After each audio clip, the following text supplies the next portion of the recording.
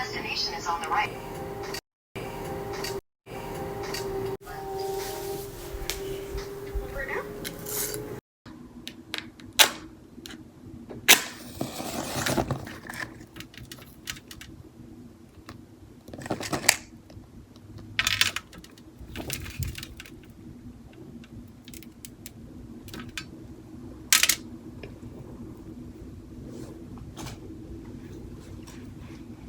Hi, my name is Big Undead Kid. This is my end of the year writer's update. I call myself a wordsmith, but also very much a working writer. While I enjoy YouTube University, I especially really enjoy seeing how other artists think and work. So this is me letting y'all peek into my mental cauldron. Most of what I know about publishing comes from querying this year. I realized I wasn't seeing much of what I was learning reflected, so I wanted to share my experience here, for the archive.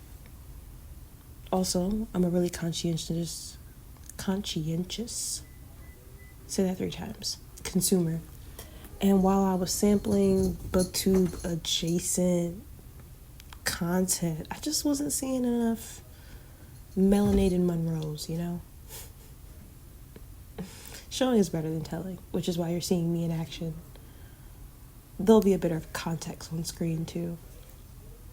I live by the quote, "Jack of all trades, master of none, but oftentimes better than a master of one." This was a year of learning how different parts of my writing navigate various submission systems. My flagship project, Fang Dash, was what I channeled my grief into this year. It's a vampiric memoir, a speculative hybrid rooted in lived experience. When I say flagship project, I mean the book I'm building around, the one I'm most careful with. My momager passed in January, and grief humbled me. I think of grief as an angel, not gentle, but protective. I often feel like a Frankenstein of my past lives. Even when I wasn't creating new work, I was still drawn to art as a lifeline. I learned during that time how to edit my work better, so to speak. Fang Dash feels like the birth of a new side of me. Protective, but also dope. Not hardened, fortified. I started working on Fang Dash in January.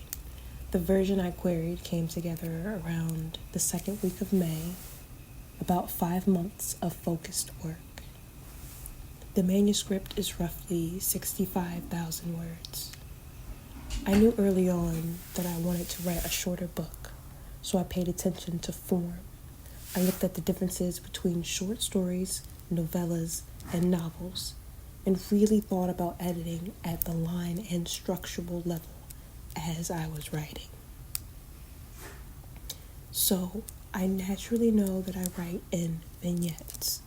I lean heavy on imagery, and that form fits my instincts best.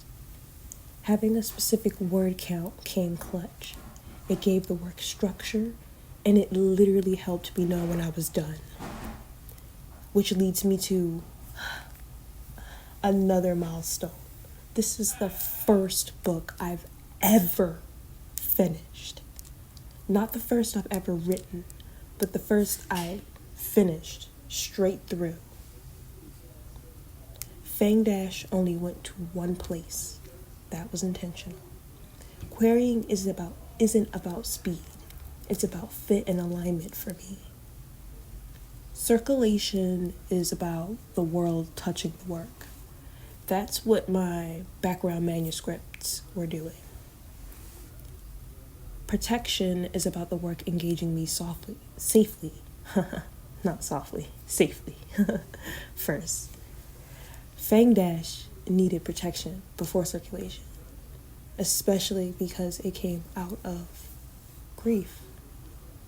I was inspired by how some booktubers nickname their projects.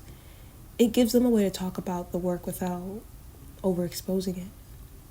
Fang Dash is actually the name of something inside the book, so it feels natural rather than like a title or something.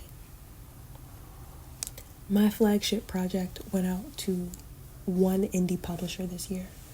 I heard back that same day. Within a few days, they requested the full manuscript. They held the book for several months. I checked in twice during that time. This December, as of when I'm recording this, I received a soft rejection, along with an invitation to submit smaller pieces to them in the future.